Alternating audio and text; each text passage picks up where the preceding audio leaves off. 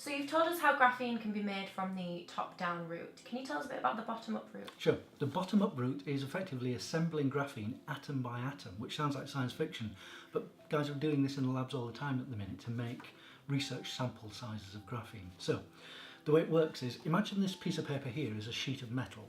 The researchers can use copper, nickel, a variety of other metals.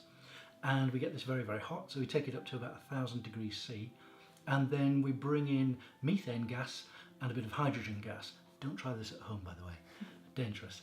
And the idea is that the methane gas is basically a carbon atom with 4 hydrogens attached to it. When it gets very hot, you can start to pull off some of these hydrogens. And as the methane comes closer to the surface, the metal helps the hydrogens come off. So you end up with carbon landing on the surface of the metal. And as it does so, it starts to automatically form this hexagonal grid right across the surface of the metal. But the trick here is that once the surface is covered in graphene, the reaction can't continue anymore, so it stops. It's called self-limiting reaction. So you end up with a 1 atom thick layer of graphene covering the surface of the metal.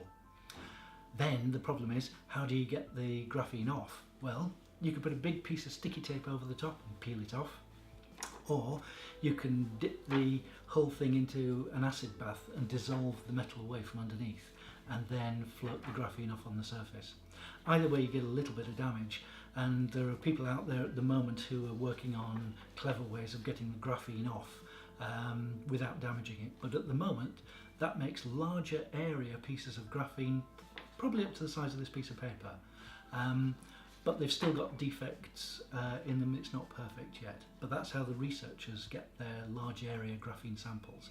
And that's much different to the nanoplate graphene that we talked about, where the nanoplates are about 1,000 times thinner, 100,000 times thinner than this piece of paper.